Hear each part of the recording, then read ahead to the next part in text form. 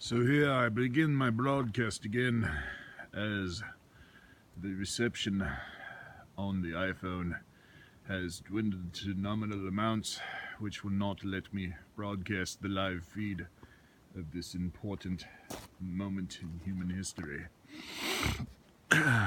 Here we stand at a high location, which is commonly referred to by the logging population as K1000. As you will see, or I have seen, there is a log directly across the road where one would have to travel if he were to get away from such a wave of anomalous propensity. I think anomalous is a word. We'll go with it. Anyway, there is a bump in the road which you cannot see over the road. It goes down to what is close to sea level, much probably about 50 feet above sea level. It will drop down to what is commonly referred to on this treacherous stretch of US 101. Yes, as the Tsunami route. I am sorry. A fireball burp had leached into my cerebral cortex and caused me to have a lack of intelligence for precisely 0.5 seconds.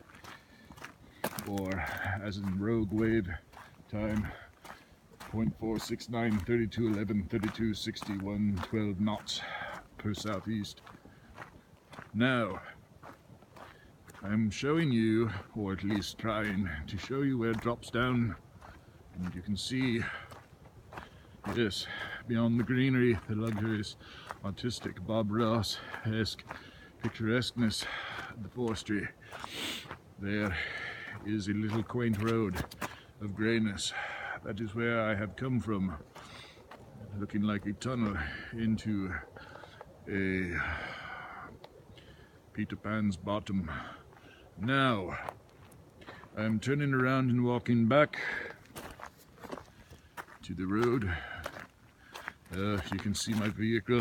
I do not wish to be known, being that my vehicle is often associated with crimes of lowerness in the local economy and educational system. So, I walk back to my luxurious automobile, not caring. I'm going to change it away so you cannot see my license plate. Here you will see heaps of fucking dead trees where the butcherous foresters have had their way with Mother Nature on a large scale beaver fantasy quest for freedom and economical upheaval of whatever it means to get bigger in the economy, capital gains, entrepreneurial capitalism in the name of Donald Trump's withering toupee. Yes, so now we walk up the hill. We walk up the hill. We do not mark my car because my car is a danger to the community, a menace to society, like the movie with those two brave young African American boys who killed Asians in the name of malt liquor. Now, let us begin by drinking another shot of Fireball. Now, normally, I would only have drinking one shot of Fireball. Oh God, that is the first drop of the iPhone. And that is where I'm going to end my video, because now I'm thoroughly pissed that I dropped my iPhone, which landed luckily on the metal back. I think 2 shots of Fireball is too much. Anyway, the point being here is that there is a log across the fucking road, and you cannot get past it in your vehicle if there's a tsunami fast enough to be swept away in a fucking mountain of water that will most likely end your life in a most unpleasant manner.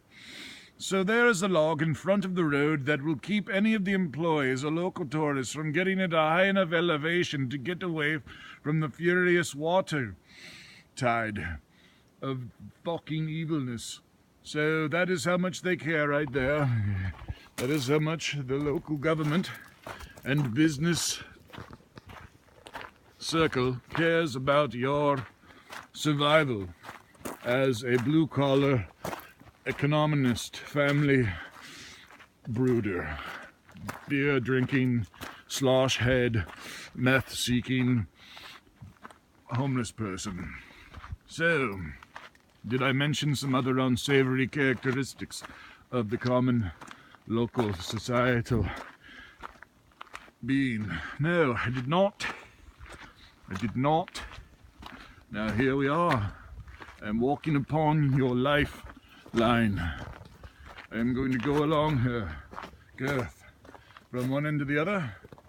There is the side of the road, and you will see in all of her splendid glory why you will die horribly if there is a tidal wave that is more than 50 feet.